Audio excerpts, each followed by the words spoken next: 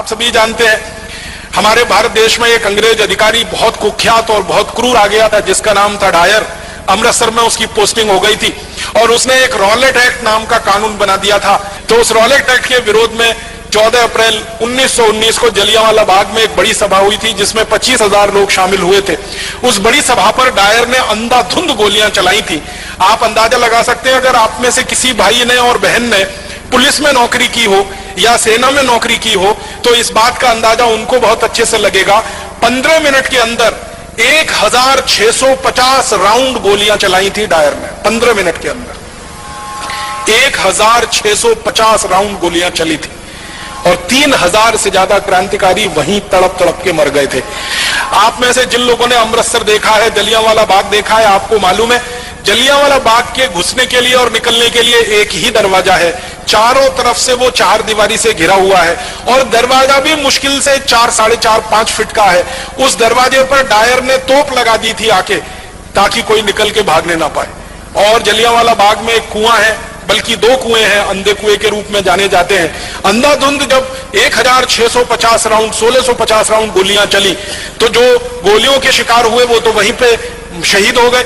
जो बच गए उन्होंने जान बचाने के लिए कुओं में छलांग लगाई और कुआं लाशों से पट गया, मृत शरीरों से पट गया। और 15 मिनट तक अंधाधुंध गोलियां चलाकर हंसते हुए खिलखिलाते हुए डायर वहां से चला गया। रास्ते में जाते हुए अमृतसर की सड़कों के दोनों तरफ जो भी भारतीय नागरिक उसको मिला उनको गोलियां मारकर पीछे तोप के मुंह से रस्सी से बांधकर घसीट कर वो लेके गया था।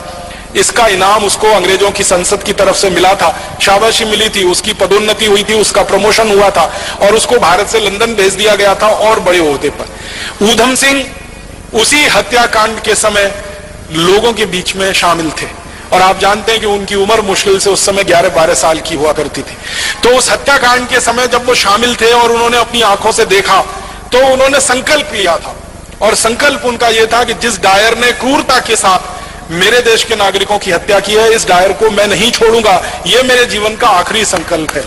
और इस संकल्प को पूरा करने के लिए आपको एक बात और मालूम है शहीद आजम ऊधम सिंह की कि घर से एकदम गरीब थे, माता पिता का साया उठ चुका था, अनाथ आश्रम में बड़े हुए थे पलकर।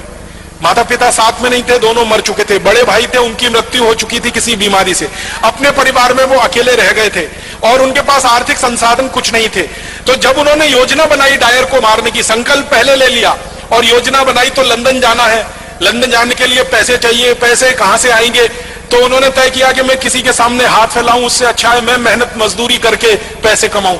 तो उन्होंने कारपेंटरी का काम सीखा, ये लकड़ी का काम जिसको हम कहते हैं, और लकड़ी का काम करते करते इतने पैसे जमा किए कि अमेरिका गए, फिर अमेरिका से लंदन पहुंच गए। लंदन पहुंच के फिर एक होटल में काम किया पानी पिलाने का ताकि कुछ पैसे इकट्ठे हों और बंदूक खरीदी जा सके, पिस्तौल खरीदी जा सके। और ये सब काम करते करते शहीद आजम ऊधम सिंह को आप जानते हैं 21 साल लग गए।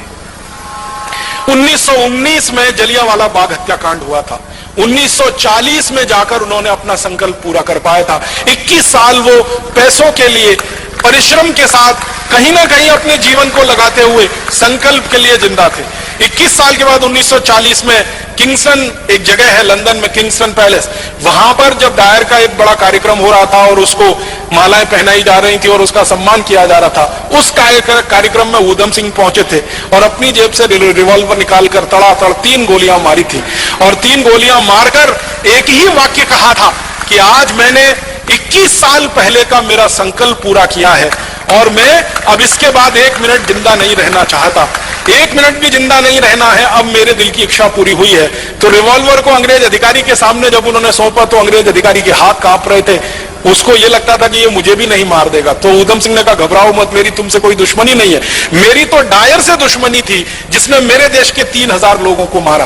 क्रांतिकारियों का इतना ऊंचा आदर्श कि जो संकल्प लिया है उसी की पूर्ति के लिए जीवन लगा देना है, उसमें 10 साल लगे, 15 साल लगे, 20 साल लगे, 21 साल लगे।